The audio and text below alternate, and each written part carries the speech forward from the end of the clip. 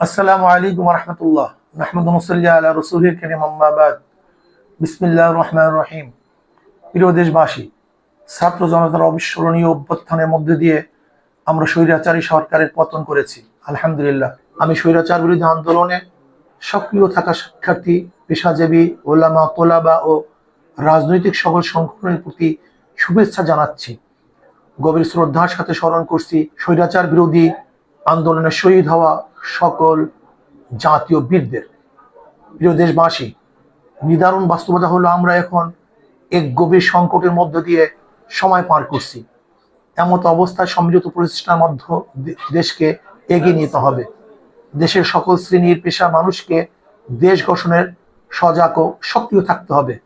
প্রিয় দেশবাসী, আমরা ভেদাভেদ চাই না, হানাহানি, মারামারি, হিংসা, বিদ্বেষ চাই না। আমরা চাই সকল শ্রেণীর পেশার মানুষকে নিয়ে প্রিয় বাংলাদেশকে এগিয়ে নিয়ে যাব ইনশা আল্লাহ।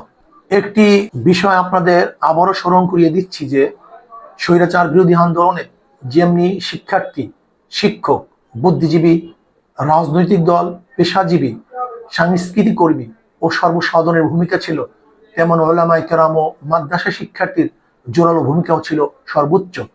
তাই আমরা আসন্ন অন্তর্বর্তীকালীন সরকারের সর্বজন গৃহীত বিভিন্ন পেশাজীবীর অন্তর্ভুক্তি, পাশাপাশি এদেশের সকল গণমানুষের প্রতিনিধিত্বকারী ওলামায়ে কেরামের মধ্য থেকে প্রতিনিধি রাখার জোর প্রস্তাব করছি। এ বিষয়ে দেশবাসীর আপনারা সজাগ ও সচেষ্ট থাকবেন বলে আশা করছি। আল্লাহ হাফেজ।